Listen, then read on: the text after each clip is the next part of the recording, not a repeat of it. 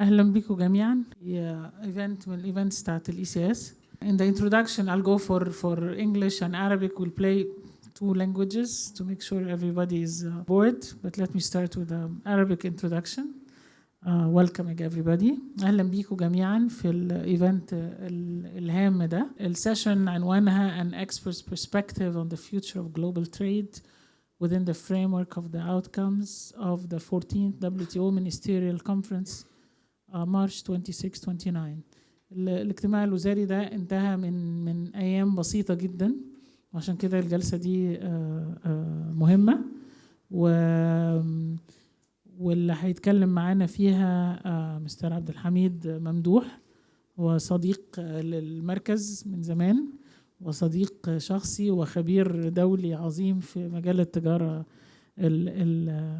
الدولية. I have to say this in English as well. Okay, he's a personal friend. He's a friend of the center, and he's a very big expert in the international trade. And let me read his CV. Mr. Abdel-Hamid Mamdouh is at the present time Senior Counsel King and Spalding Geneva office and former Director of Trade and Services and Investment. He's a lawyer by education. Nobody's perfect. Yes, I knew that. I always have something, those lawyers. Hamid is the former director of the Trade in Services and Investment Division of the WTO. Prior to that, he was a senior counselor in the Services Division and was secretary of WTO Council for Trade in Services since the establishment of the WTO in 1995. During that time, he was responsible for legal affairs in the area of trade in services. And during the Uruguay round negotiations, his responsibilities included legal matters relating to the drafting of the General Agreement on Trade in Services, GATS, and his previous positions in the GATT included assistant to the Deputy Director General of the GATT and legal advisor on GATT dispute settlement. So he's GATT all the way, WTO all the way. Okay. And I have to say that he was also Egypt's candidate for chairmanship of the WTO. Okay, and he was very, very, very close to it. عبد-الحميد كان المرشح بتاع مصر لرئاسة ال WTO، وأكيد لو كان حصل كان هيكون أحسن من اللي موجود دلوقتي. دي ما تترجمش بس برضو يعني هي دي الحقيقة. فإحنا سعداء بيه. فكرة الميتنج بتاع دلوقتي إنه هو المينستيريال كونفرنس، the WTO Ministerial Conference. It is supposed to be the WTO's highest decision-making body. Okay, convening trade ministers from member countries every 2 years in order to make decisions and take positions on what needs to be done. It was established under the 1994 Marrakesh Agreement that created WTO. Ministerial Conference oversees multilateral trade agreements, sets the organization's agenda, and from its establishment until now, the key meetings took place in 1996 in Singapore, 2001 Doha round, 2005 in Hong Kong, 2015 in Nairobi, and 13 conferences have occurred up to 2024, okay, with varying degrees of success and tension. We are here now.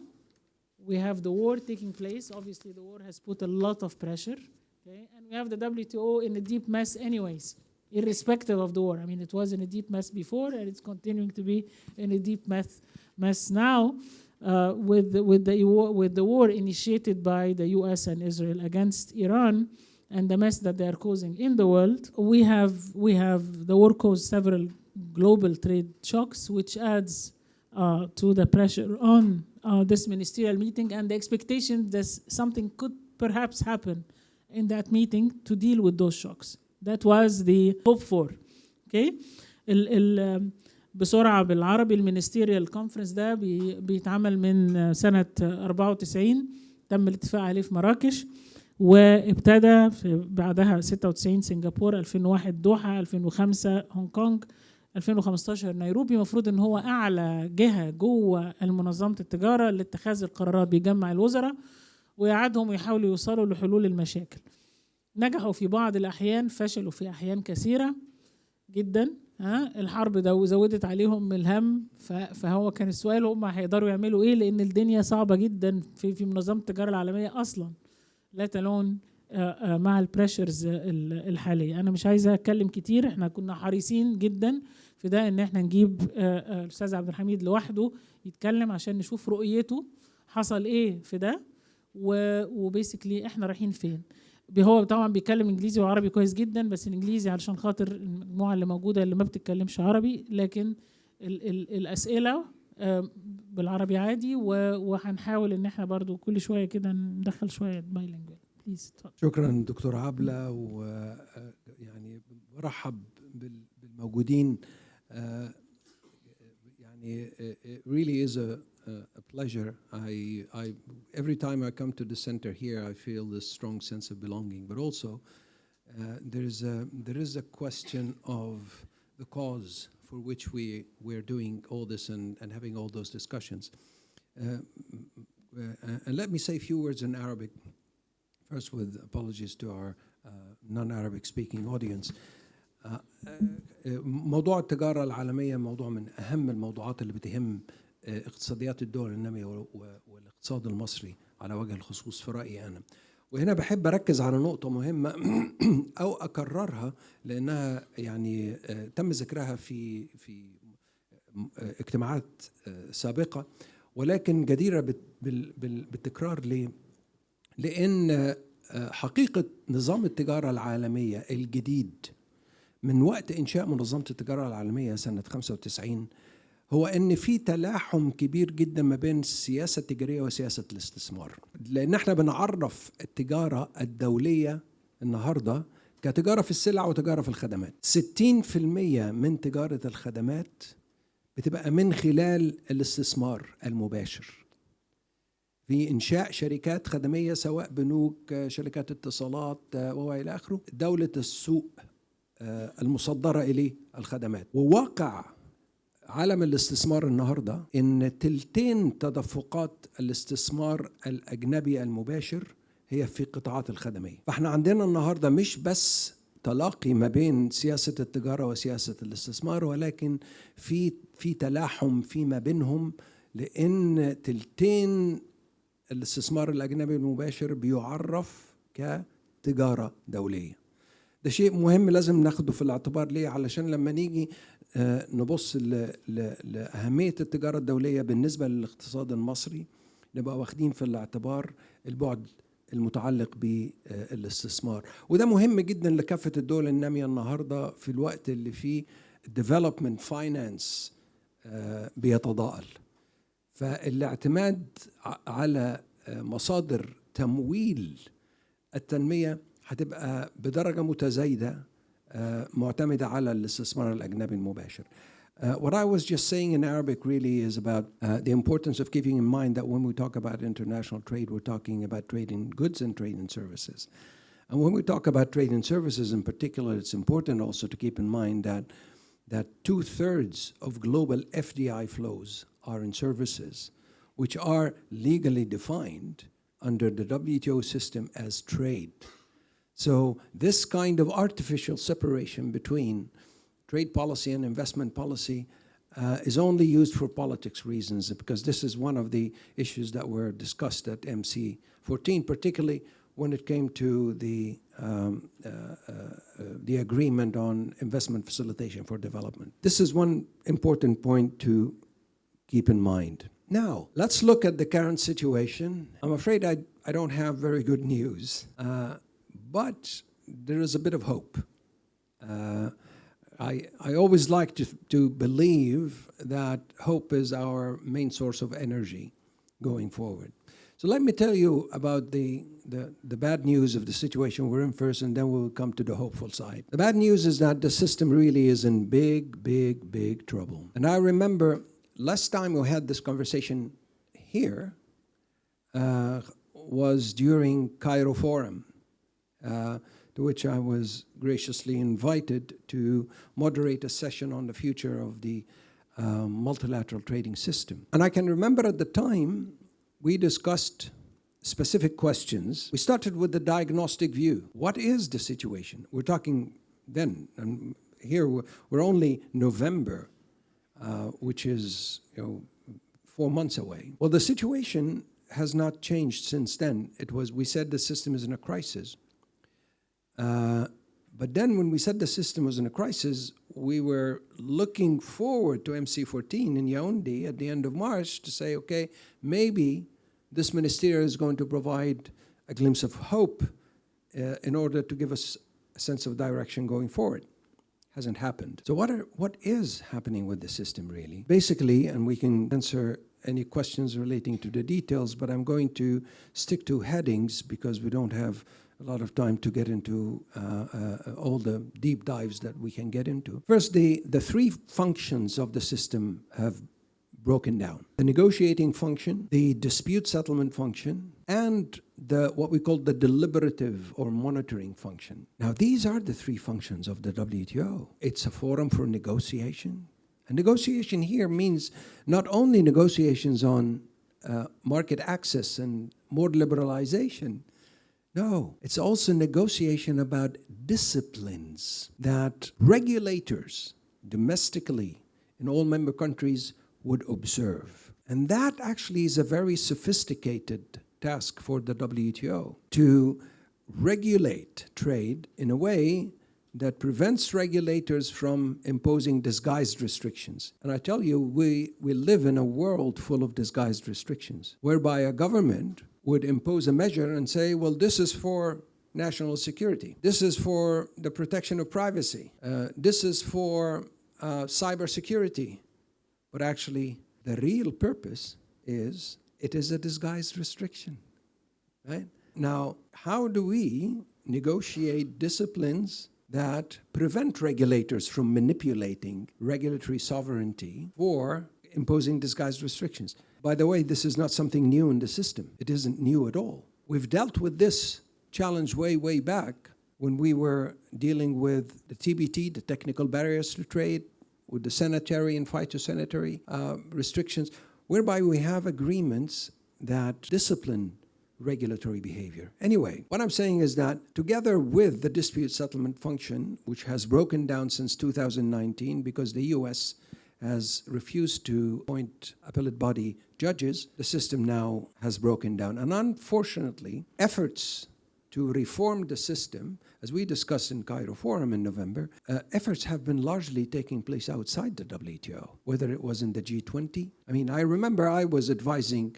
Saudi Arabia, I was advising the government when we were presiding over the G20 in 2019. And we did what they called the Riyadh Initiative on the future of the WTO. And if you Google the Riyadh Initiative, you will find that a lot of what is there is still being discussed now. Not only discussed, but WTO members have failed to agree on any of it 2 weeks ago in Yaoundé. Now, that is the reality. There are a lot of other details to the diagnostic analysis of what is wrong with the system. The most important point here in all this, and this came out in the Cairo Forum discussions as well, what does this mean for the economy and for the business community? Because we should always remember that the business community are the end users of WTO rules. They are the ones who use those rules to see how they will plan their business and how they take investment decisions. And the biggest problem that was added to all the ailments of the system last year, 2025, was actually the trade policy behavior of the US. I remember I did a television interview when Trump was elected, and I was asked, how do you see this second Trump term in relation to international trade? And I said it's going to be a lot worse than Trump won. For obvious reasons, factual reasons. This is not anticipation. I wasn't looking at a crystal ball. It's going to be worse because Trump loves tariffs because it's an instrument of power. And Trump actually does not have the kind of far-sighted long-term vision. It's true. And some people say, oh, Trump is a businessman and he must have some kind of strategy. I said, no, he is not a businessman. He's a real estate agent. And there's a very big difference between the mentality of a businessman and a real estate agent. Because a real estate agent is a one-transaction mindset, selling a piece of real estate and then moving on to the next customer. A businessman is one who cares about long-term relationships and cares about establishing credibility and cares about predictability and stability of conditions of business. This is what the business community is complaining about now. The biggest problem with what happened in 2025 was not actually raising tariffs to 20 or 30 or 30 and then reducing them to 15. And the numbers are not really the issue here. The biggest damage done was the loss of certainty, the loss of predictability and stability. And this is what business leaders are complaining about, because they say, well, we don't know. What happened in reality was a chilling effect on investment decisions, because they don't know what the rules of the game are going to be. And this is not just about tariffs, by the way. Tariffs is being used for many other purposes. But then, during 2025, there was another phenomenon that we saw, which was very alarming from the point of view of the multilateral system. And that's this new relationship between international trade and security and geopolitical policy. There was always a connection between the two, but it's for the first time ever, at least in my lifetime, which is a bit long, I won't tell you how long it is, but for the first time ever, we see that the geopolitical and security agenda is completely dominating the trade policy behavior of some of the main players. And here I'm referring particularly to the US, but the US is not alone. I would look at other players in Asia and also draw the same conclusion. But what does that mean? It means that trade policy actions are not going to be based on what makes trade policy sense. And that means actually that having a rules-based system for the United States has become an inconvenience, a terrible inconvenience. That's why what we have seen at MC14 from the US, as expressed by the United States Trade Representative, the USTR, Jamieson Greer, who said clearly that, now the US is going to play a very limited role in international trade. And basically, all what they said throughout 2025, including upon what happened at MC14, I would summarize to mean the following. First of all, the US does not want to be bound by any rules to constrain its behavior. That's point number one. Point number two, they will not care about legality. Legality is not really an issue. Point number three, they're guided by what they call the U.S. interest, national interest. But that's a very subjective term that is left to be defined on each and every situation in the most convenient way. So there is no predictability. If you come to me and say, I will act only on the basis of what pursues my interest, then I don't know what is going to guide you. Your interest can change from one day to the other. And your interest might also be subjective. Your interest might be world domination. I mean, where does that leave my interest, right? So it's a very, very unclear and opaque picture about what guides U.S. policy. But then there are other elements in the U.S. position also, which is they started now rejecting some of the fundamental principles of the system, like the most favored nation principle. When they say, Jamieson Greer would say, the MFN principle was based on naive assumptions that are no longer true. The MFN principle is about non-discrimination between countries, which is the first step. It's the bedrock of having a multilateral system. Now, of course, we may have conversations about how MFN applies. I mean, there are lots of conversations that need to happen if we're going to have a serious negotiation to reform the WTO. But to question it altogether and say, throw it away, is really a very dramatic step. Now, what came out of MC14 is quite alarming in terms of the lack of a coherent process. MC14 was announced by the Director General of the WTO to be the Reform Ministerial. So it was branded to be the Ministerial Conference where members are going to focus on reform. The tragedy actually came when nothing was agreed on reform, on anything at MC14. Nothing was agreed on any of the issues that were on the table. So the sort of diplomatic fix, which I don't think is a fix really, was in the form of saying, okay, we will continue. We ran out of time. We will continue the ministerial in Geneva, which is, of course, is an oxymoron. It's a contradiction of terms. So are you saying that the ministers are going to take flights and go to Geneva and assemble there? Or how is that going to help changing positions, as you say? So everybody has traveled back home now. Ministers went back home. Delegations in Geneva went back home, and we're still waiting. Well, it's Easter holiday. So we'll see what will happen, but this was a fudge, as I would call it. The reality is the WTO is nowhere now. The interesting thing here is that leading to this situation, the US was making sure that we don't agree to anything, but not just the US, it was also India. There were other countries who were implicated in differences. When you look at the statements by different countries coming out after the ministerial, they're not complaining very much about the lack of results on WTO reform. They're complaining about, we did not agree on adding the investment facilitation agreement into the WTO.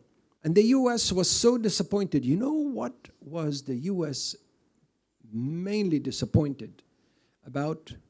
It's not agreeing to extend what we call the e-commerce moratorium, which I won't spend time telling you how that piece of paper is not even worth the paper it's written on, not just for legal reasons, but also for practical reasons. But it's a symbol.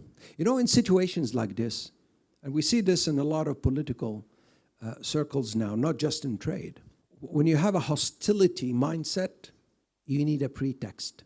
You need something to complain about so that you can express your hostile position. You know, sorry, I don't want to mix files here, but it resembles very much the kind of approach that we see on the security front, where anyone who disagrees with you, you call a terrorist, or even sometimes you finance terrorist operations so that you can build a pretext to commit hostilities or atrocities later on.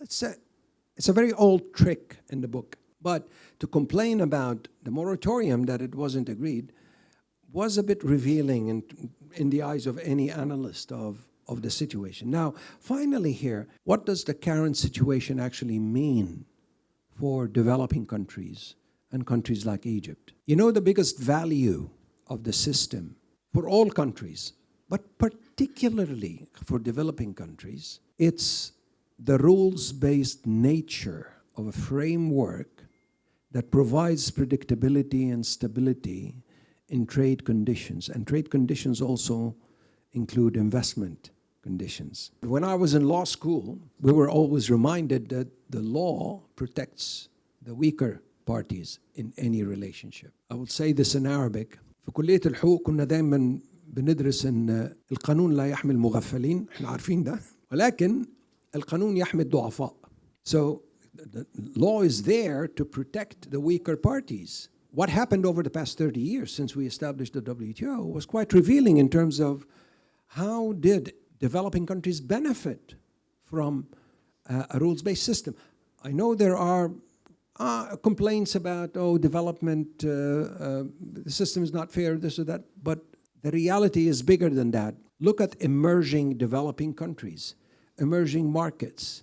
You know, the United States, when we established the system way back in '95, the US share of international trade was a bit more than 23%. Now it's 12%. This is not because the US is shrinking. No, it isn't. It's growing. But it's because others have been growing at a much higher rate. And it's not just China that is growing. There's also a range of emerging markets, including in Africa, and particularly in Asia, and some in Latin America, that have actually benefited from a rules-based system. Why? Because if you want to host a manufacturing operation, suppose we look at the Suez Canal region as an area for industrial development, and you want to attract FDI for manufacturing purposes. Now, any foreign investor who would come to establish a factory would want to know how the final product is going to be treated in export markets. Not only that, but how does the Egyptian trade policy treat all production inputs that are imported into that industry? Now, without having stable conditions that allow the planning horizon for an investment like this, you will not have investment decisions. It's not going to happen. So the value of having a rules-based system cannot be overemphasized for developing countries and a country like Egypt, particularly, as I said, when the sources of development assistance are drying up. Where does that leave us with the system? The US now has bailed out. They don't want the system anymore. That's the political reality. They have not withdrawn from the WTO, but they don't want the system. And they said so. The WTO will play a very limited role. Then if we really, really want a system to be rebooted and WTO would be updated, then it will have to be based on a coalition of the willing initiative. That's what I call Plan B. One of the stifling factors of how the WTO used to operate was the rule of consensus, which means nothing can happen unless the 166 members agree. Now that rule makes sense, but not for everything. Even the discussions so far about the consensus rule have not been proper discussions in my view, because members are discussing, do we have consensus or no consensus? Yes consensus or no consensus? Well, the reality is different types of decisions would require different types of procedures. There are certain things that need to also be done with consensus, of course, but there has to be also more variable geometry, that's what I call it, in the sort of treaty architecture, which would allow members who agree on certain initiatives to proceed without an agreement among the 166. This is too complicated to explain now in this setting, but that would have to be a key factor in the way forward if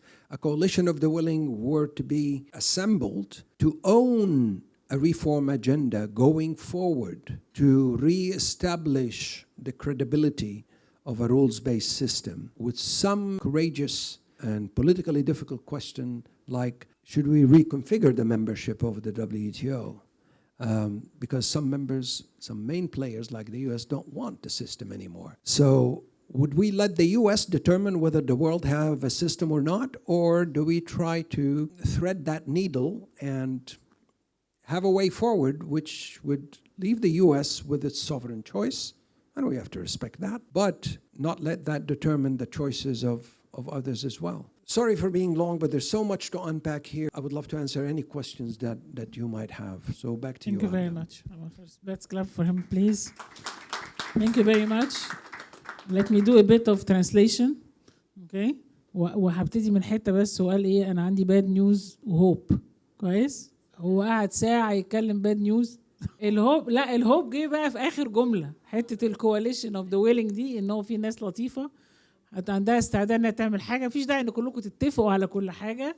خلي البلاد اللي عندها امل ان هي تتحرك، خصوصا البلاد اللي من عالم الجنوب جلوبال ساوث، لان هي دي البلاد اكتر بلاد هتستفيد من الرولز بيزد سيستم اللي هو النظام اللي هو بيحترم القواعد. هي فكره الدبليو تي او اصلا ان هو اهم فانكشن فيه حته الديسبيوت سيتلمنت، يعني ما بلدين يتخانقوا، بلد كبيره جدا وبلد صغيره جدا، الحق بتاع البلد الصغيرة مش هيروح لأن في سيستم بينطبق على الجميع. في غياب ده، ودي أهم فانكشن اللي هي أمريكا عمالة تموتها، في قانون الغابة. فقانون الغابة في التجارة مخيف.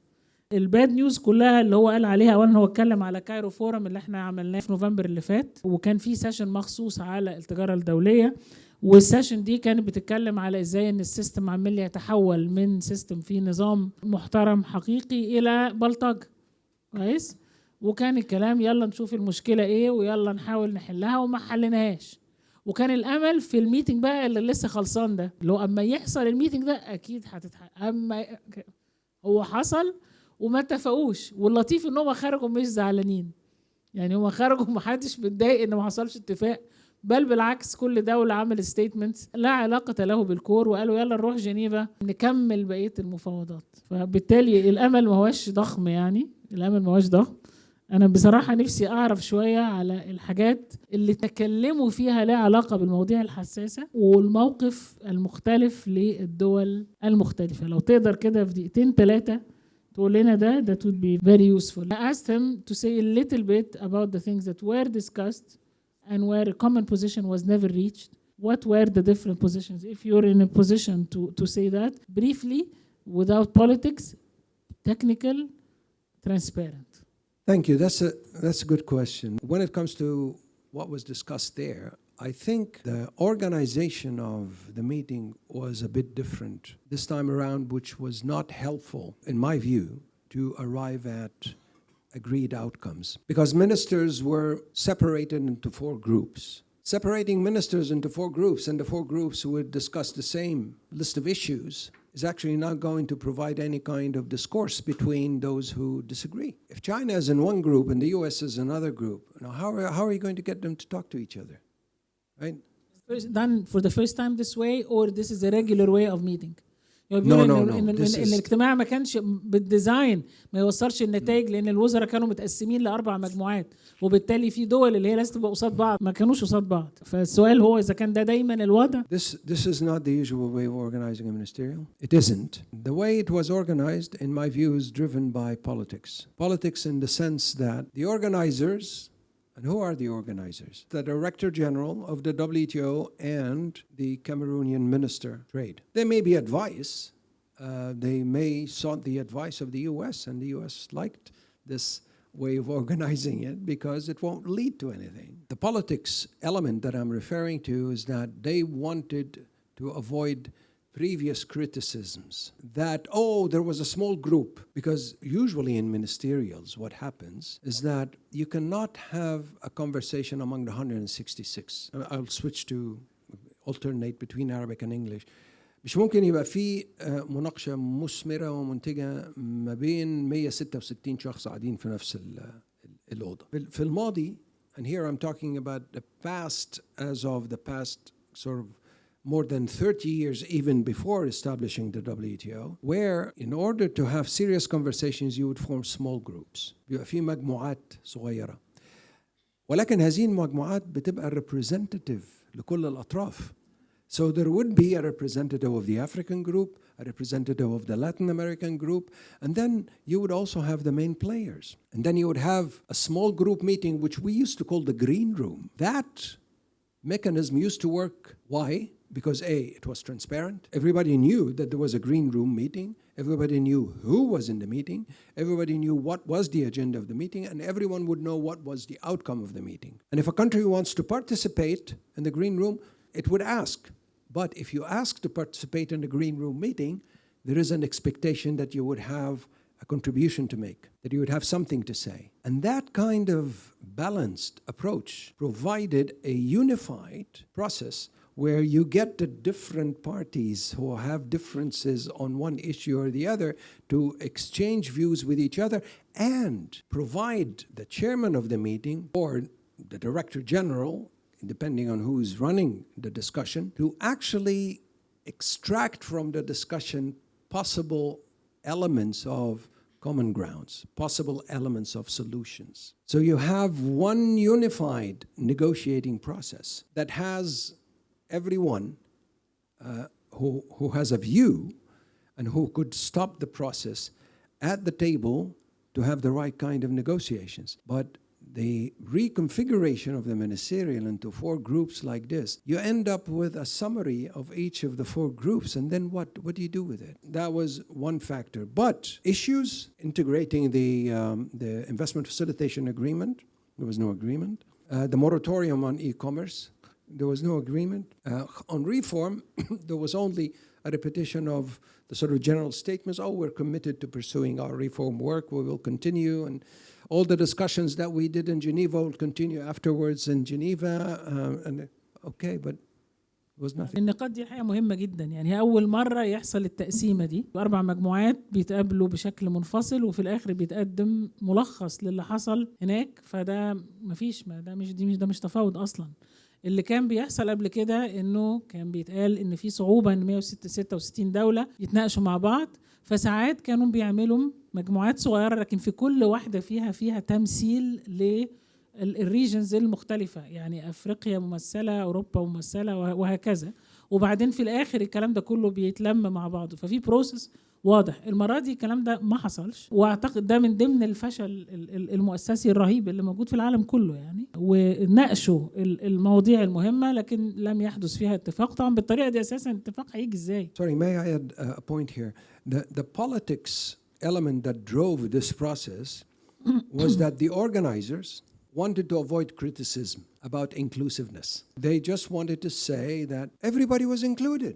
So if your objective is to avoid criticism, not to reach an agreement, then you go a different way. If this says anything, it says that the US is still in complete control over the WTO. الكلام ده اللي وصل لهذه الصيغة هي الرئاسة بتاعة ال WTO الحالية ورئيس المؤتمر اللي هو بتاع البلد نفسها. لكن ده عشان ما يبقاش عندهم ما فيش اعتراض عليهم ولا نقد ليهم ان هم ما دخلوش كل الناس جوه البروسيس، فيقول لك احنا دخلناهم. وبعدين هم بيتكلموا على دايما ان احنا هنعمل ريفورم. كل الجهات اللي هي مفسده بتتكلم على ان هي هتصلح، وهي هتصلح ازاي اذا كانت هي مفسده؟ How can you possibly have reform from exactly the same leadership in every organization that's acting in the wrong way against the interest of everybody that matters in this world, which is, in my opinion, the global south, which has not received its rights? How can you have the reform from them when reform means that you are cutting their political power? How can you do that? It doesn't make any sense and it will not happen. عايز اقول نقطة واحدة بس، ان قصة الكواليشن اوف ذا ويلينج وايه اللي ممكن نفكر فيه كحلول ده هيتم مناقشته فعلا بقى ان شاء الله في كايرو فورم التالي اللي هو هيكون 1 و2 نوفمبر في النايريتس. هيبقى فيه كلام، لازم نشوف احنا رايحين فين بجد، مناقشة الحلول بقى.